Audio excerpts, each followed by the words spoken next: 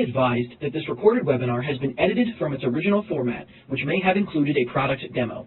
To set up a live demo or to request more information, please complete the form to the right. Or if you are currently not on CSC Global, there is a link to the website in the description of this video. Thank you. Hello everyone and welcome to today's webinar, AutoLock Policy for Vital Domains, Why It's Critical for Your Business. My name is Annie Triboletti and I will be your moderator.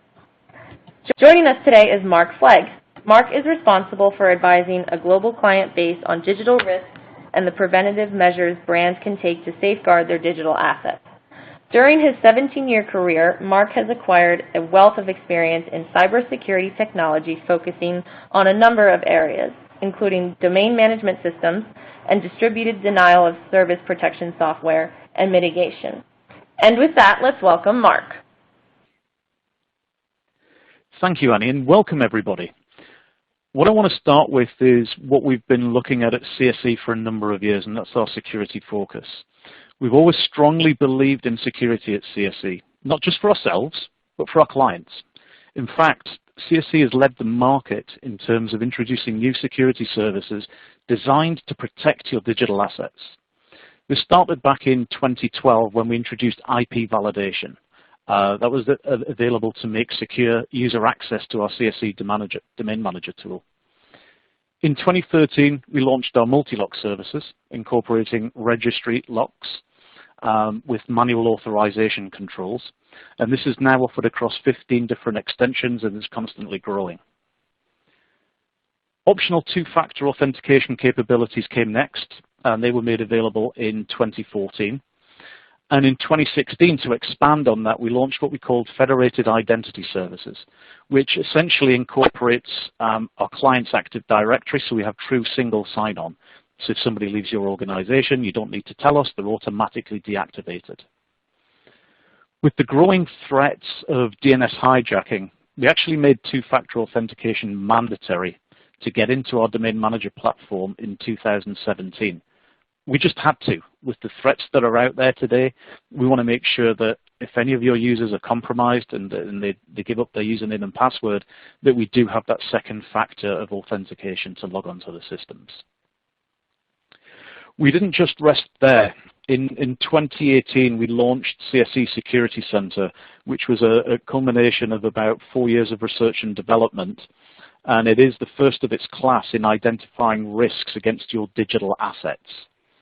Digital assets meaning domain names, DNS, SSL certificates, what email protection you have on there and what locks you have. And that brings us right up to 2019, where we are delighted to be launching CSC AutoLock policy. So what is exactly the policy that we're going to talk about today? So as the quote says there, we want to help proactively protect CSC domain name customers from domain name server, and the acronym for that is DNS, hijacking, where CSC will auto-lock vital domain names that have been identified by CSC Security Center. And we'll auto-lock them with what we call CSC MultiLock, where that is available at the registry. So why would CSC do this? So what we're seeing is many of the world's leading security organizations, along with governments and industry regulators, are issuing mandates and warnings related to this DNS hijacking. The first one that we saw in early January was from FireEye, a well-respected security company, that were talking about the risks associated with DNS hijacking. That was quickly followed by Brian Krebs, who is a security blog analyst, and writes a lot of articles on security. The defining moment for us was when people like the Department of Homeland Security here in the US also felt it necessary to issue an emergency directive to help mitigate DNS infrastructure tampering. And again, you know, this is what DNS hijacking is all about, and I'll get into that in a little more details later. But we also had the UK follow suit, the National Cyber Security Center, after the DHS had issued their mandate, issuing the same warnings. And that was followed by Sweden, from France, and Japan as well. So there's a lot of worldwide governments paying attention to this and understanding what the real threats are and feeling compelled to issue their mandates and warnings. We also had ICANN, the Internet Corporation for Assigned Names and Numbers, issue an alert. This is not typically something I can do or get involved in, which again lends to the gravity of the situation here, the seriousness of it. And then another highly respected security analyst company, Cisco Talos, they went as far as to identify that it was a nation state behind the DNS hijacking attacks from a group that called themselves the Sea Turtles. And obviously that was then picked up by people in the mainstream like ARS Technica, who were also echoing everything that the government bodies and the security analysts have been saying. In order to back up what all of these security analysts and governments are saying, we did some analysis and we are seeing DNS hijackings are increasing year on year. 2018 was the highest ever publicized, and you've got to remember that not everything gets publicized when somebody's breached. And of course, we've already seen one major incident in 2019. But DNS hijacking is no longer just the tool of hacktivists. It's now favored by cyber criminals who are looking to commit financial theft, cyber espionage, and importantly, GDPR, data theft. And what's the difference between the two? Well, a hacktivist is somebody like the Anonymous Group or the Syrian Electronic Army or Lizard Squad, and they've got political motivations. They want to get their message out, and in 2014 we saw a spate of attacks by the Syrian Electronic Army, and there's no monetary gain for them. They just want to get their message out there. But the cyber criminals have been looking at this and say, well, hang on a second, if they can get in through DNS hijacking, we can do the same thing, and we can monetize that. So that's why you see the uptick there, the blue graph, the blue part of the graph that's steadily increasing and catching up with the hacktivists. So in case there's somebody that doesn't understand what DNS hijacking is, let me very quickly explain. So DNS hijacking can happen at the registry or registrar level, and essentially it results in unauthorized modifications of the name servers on which a domain resides. This means the internet query responds with the illegitimate name servers of the cybercriminals instead of the company that owns the domain. Or it could be that the cybercriminal infiltrates the DNS provider and adds records to point certain data traffic to their own servers. So as you can see in the illustration here, somebody wants to go to a website, let's say www.cscglobal.com, and if CSC's DNS has been hijacked, I'm going to be taken to a fake website instead. But it's not just websites that we need to worry about when we talk about DNS. DNS is the backbone of the internet. It's how it works. Think of DNS as the modern day phone directory or yellow pages. It enables somebody to find how to send email, how to find websites, etc. So when we talk about DNS being hijacked or if it fails in any way, obviously there's the website that we're all familiar with, but you will be using DNS for way more than that within your organization. You'll be looking at FTP, File Transfer Protocol. That's how we move large amounts of data around our organization. Cloud-based authentication. So if anybody's using Office 365 or Google Authenticate, that will be disrupted. Email, obviously. On a DNS name server, we have a zone file which has what we call an MX record, which is an abbreviation for mail exchange. That's how when I send an email, I know which mail server it has to go to. That can be compromised. As we have more and more remote workers these days, we do want them to be secure and on our network, even from home, so we use VPNs. If I've got control of the DNS, I can control the VPN connections as well. And then finally, for those that are using VoIP, so voice over IP telephone systems, that can also be impacted. So how do you defend against DNS hijacking? So there are many ways in which you can protect yourself and defend against DNS hijacking.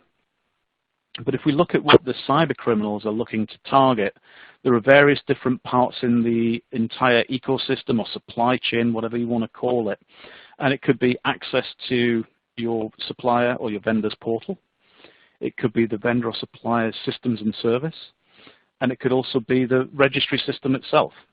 And of course, as we've spoken about a lot here, hijacked DNS.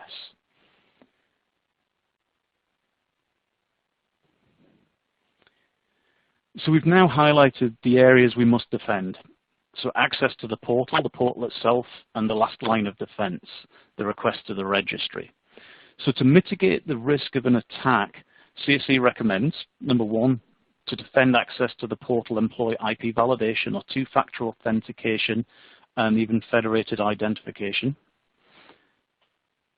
Should note that IP validation and federated identity are free complementary services from CSC, and right now CSC is the only registrar to mandate two-factor authentication.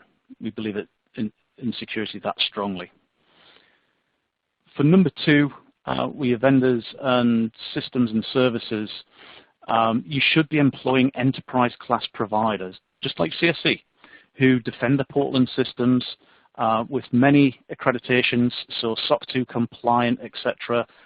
We perform third-party penetration testing and vulnerability scanning, and we also have agile development methodology. So if anything does get uncovered, we can react quickly. We have 2-week sprints. Obviously, SQL or SQL injection and cross-site scripting are monitored and tested as well. And when we do a quarterly release to production, which is our sweet spot for scheduling releases, security is in our DNA. We make sure that we test and we test again. From an enterprise class provider, though, you want somebody that does invest in security. There are many companies out there that can provide services, and their business model is stack them high and sell them cheap. That's great. That drives the cost down. But if they're not investing in security, what does that mean for your digital assets? This is a very well-known security blind spot that CSC has identified, and one of the drivers that we built CSC Security Center to alert our clients to these risks. It's important that all of your employees and our employees and any vendor that you're using has security awareness training.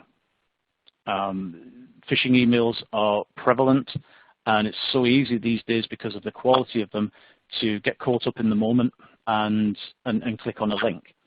And if you ask any security professional, the thing that keeps them up at night the most are the users.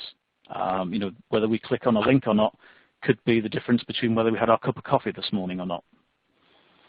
You also want an authorized contact policy, so if some request comes in and it's not quite right, that we have that person that we can call and validate with.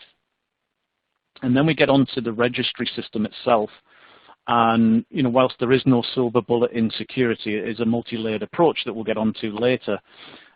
Registry lock, or multi-lock as we call it, is the closest thing that you will get to it. It will stop any unauthorized changes to your domain name in terms of which name servers it's using, which registrar, and whether it can be lapsed. And then finally we have DNSSEC. DNSSEC is a mechanism that will stop what we call man-in-the-middle attacks. So this is people injecting their own IP addresses into ISPs, internet service providers, so that, again, it can take you to an illegitimate website. And if you employ all of those things, when somebody comes on for cscglobal.com, they're going to hit the right, correct, authoritative DNS. We know that it hasn't been breached or compromised, and you're going to go to the legitimate website. If you'd like to learn more about DNS hijacking, we have released a blog post on May 16th that I encourage you to read, and it will be part 4, the growing threat of DNS hijacking and domain shadowing. In the security world, one of the terms that is used is defense in-depth strategy, or DID. And this is an approach to cybersecurity that includes layering defense mechanisms to protect your valuable digital assets and online data. The point of it is if one mechanism fails, another is there to thwart an attack. DID is the broader term used for an organization's multi-layered digital asset strategy to protect against cyber attacks. So in our industry, to defend against DNS hijacking, MultiLock is the first layer of that defense. And there are additional layers which we can explain in the graphic. So first layer being MultiLock, second one is access management. Who has access to CSC systems from your organization? Are they still with the company? Do they have the right permission levels? And then we look at secure portal access. Obviously you're making use of two-factor authentication because we made it mandatory. We just had to. But are you taking advantage of federated identity? So if somebody leaves, that they're automatically disabled in our system. And then finally looking at the enterprise class providers. When's the last time you did an audit against the providers for these services? And when's the last time you gave them a security questionnaire? These are important things that you need to take note of if you truly want to defend yourself against any kind of DNS hijacking. As you can see on the left, I've kind of restated some of the things that can go wrong if DNS hijacking is implemented against you. And these would be serious outages. So how does DID, Defense in Depth, relate to CSC Security Center and CSC's approach to security? So the table that you're looking at there explains how security blind spots in the various layers of a DID approach are identified by Security Center, as well as highlighting the domain security policy CSC employs as standard to protect all clients. So we have MultiLock on vital domain names. Security Center will do the heavy lifting for you and identify those, and that's going to become part of our AutoLock policy. So where we do identify them, unless you tell us otherwise, we will lock those domain names for you, giving you peace of mind. Number two is access and permissions management. Again, Security Center provides this information and also where people have elevated permissions for vital domains. As you know, there are many things you can do to a domain name, but there are 4 key things that could be catastrophic. So lapsing it, transferring out, changing the name servers, and performing zone edits if it's on CSC's DNS. And that all falls into our authorized contact policy. We only give people access to do the job that they need to do. Number 3 is secure portal access. To a certain extent, this is not applicable because we do have that mandated two-factor authentication policy. So anybody that wants to log on to our systems, they have to have that token. And then finally, number 4, enterprise class provider. We're going out and we're identifying all of the digital assets and who's managing them, i.e. how many DNS providers and what type of provider are they. The same with SSL certificates. We're looking and gathering all the information for all the certificates you have and letting you know whether it's an enterprise class provider.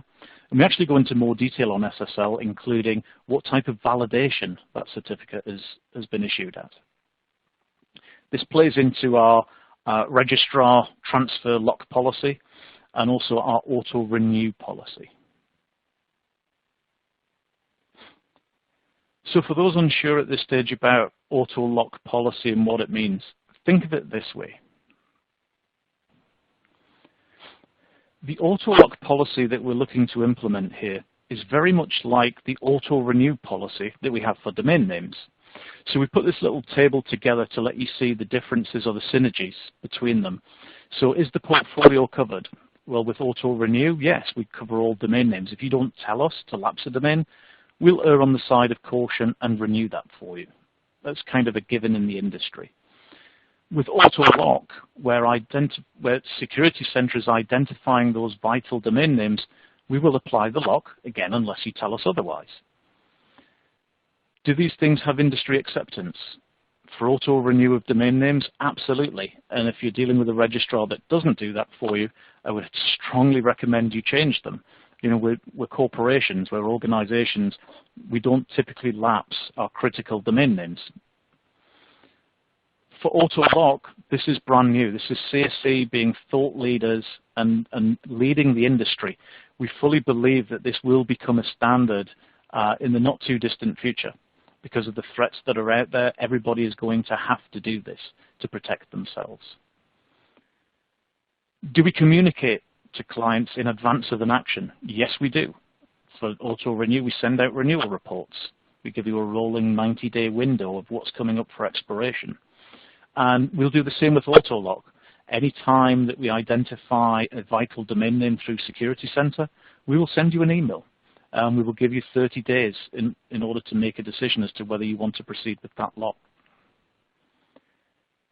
That plays into the next one. Do you get to make a decision before costs are incurred? Of course you do. We don't want to just send invoices out that you're not aware of. This is a partnership, and we believe AutoLock is the right thing to do, but you obviously have a choice here. And again, that leads into the next one. Can a client opt out of an individual domain? So for auto-renew, of course you can. You can lapse the domain name. And for AutoLock, again, you can tell us not to lock that particular domain. So being inclusive in the policy doesn't mean that we just lock every single domain. And I'll get onto a few frequently asked questions at the end. Do we get notification of policy enactment? So for auto-renew on domains, yes, you get that 90-day rolling window. And for AutoLock, due to the gravity of the situation, the threats that are out there, we want to bring this in. We want to make that 30 days. And again, we've got resources on hand to help you through that at any stage. And can I opt out of the policy? So for auto-renew, no, you cannot. Something has to happen with a domain name at expiration. We believe you'll probably want to renew it 99 times out of 100 across your portfolio. But with AutoLock, yes, you can opt out. We strongly recommend that you do not do that. And as you can see, we've put some checks and balances in place where, we can communicate, we can talk to say, do not lock this domain name. But for your vital digital assets, those should be locked so that you've got the best protection possible. So let's talk about some of the frequently asked questions that we've heard so far and the recommendations CSC makes. So here are the top 5 frequently asked questions that were asked as we were developing this. So number 1, will I be charged for all my unlocked domains in CSC Security Center if I don't opt out in time? Well, given the importance of this policy and why we're compelled to implement it, the answer is yes. We will lock the domain names. And we'll send you the appropriate invoice based on your billing configuration. We do strongly recommend that you talk to your strategic account manager, and they will be proactively reaching out to you to discuss this. Number 2, I like the idea of locking all vital domains, but I'm concerned about budget. This is probably should be number 1. This is the biggest concern that all of our clients have.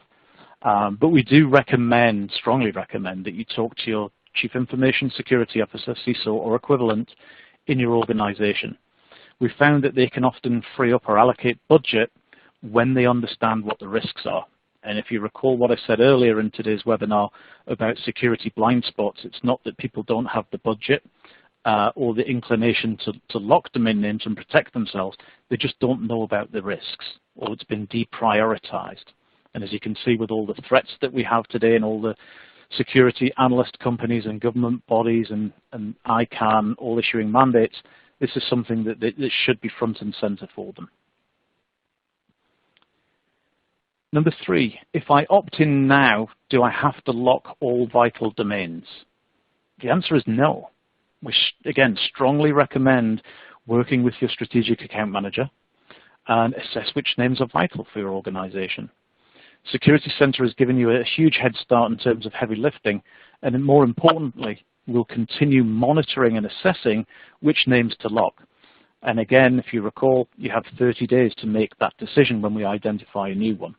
If you don't tell us, we'll lock it. It's the safest thing to do. It's the safest path. Number 4, if I opt out, will you continue to notify me about new vital domains that are unlocked and give me the option to lock them?